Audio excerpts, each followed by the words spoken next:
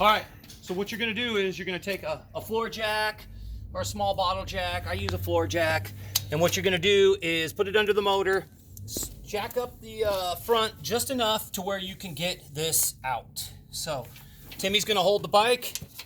We're gonna jack it up just enough to where you can get this out. Right here, well, a little too high. And you just gotta kinda wait for the forks to come all the way up. And then we should be able to pull this out. Okay.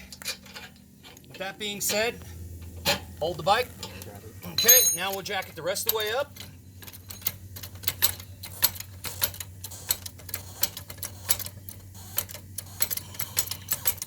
Let's see if we can get it up high enough to where we can get the front wheel on. Push it towards me. Yep, that's good. We don't want that to fall out. Okay, let's see if we can get it right here. So I'm gonna go grab my front wheel. Let's see if we can get it.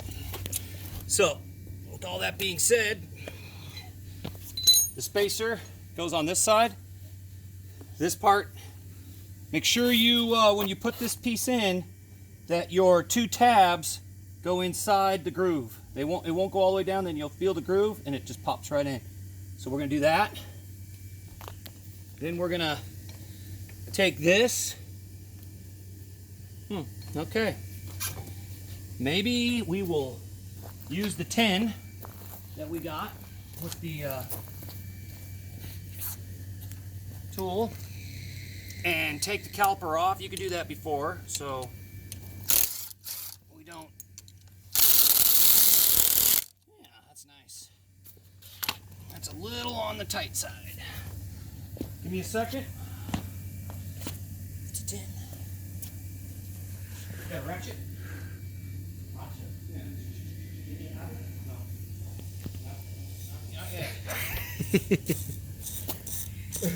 All right, let's try this again. We're back.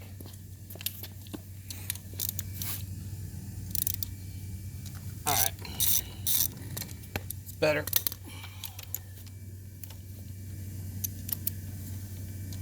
Nope. What am I doing? Okay, let's try that. Put the wheel on. So if you jack it up just enough, you can use this piece on the bottom to kind of hold your wheel to where you don't have to keep your foot under it. You don't have to do any of that stuff. So you hold this like this, set that in there. Let's put this on there like that. And inside here, if you come over here, Mike, yeah, you can see these two little tabs, and there's the tab on the front bottom of the fork. You want to make sure that the tabs go right there. You don't want it like this. You don't want it way down. You just got to make sure that these tabs are in between. So what we'll do is put this like this, put this through, spin it to where the tabs are right there.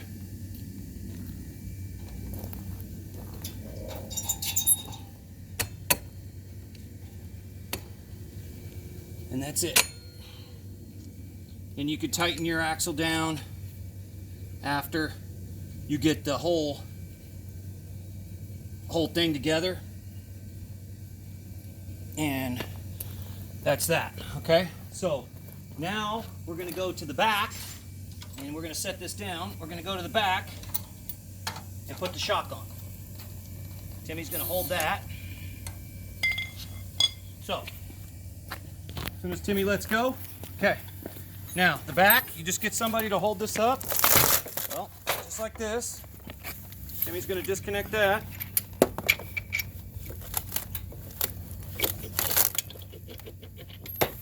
Try not to drop it. Gotta bring it down a little, Mike. Yep. Okay. So basically, it's together, and you can take it out of the crate. The bolt heads right here. We'll get these tightened down in a minute. And then if you want to run the back fender, you can. I don't really run them, but a lot of people like to run them. And also, if Mike comes over on this side, From the factory, these chains come super tight. See how tight that is? You don't want it like that. So once the shock is on, it raises it up and it makes it super tight. So we're gonna go ahead and loosen this up. We're gonna loosen the adjusters up and get this chain to where it's gonna be in spec. So we'll get that going here in a minute.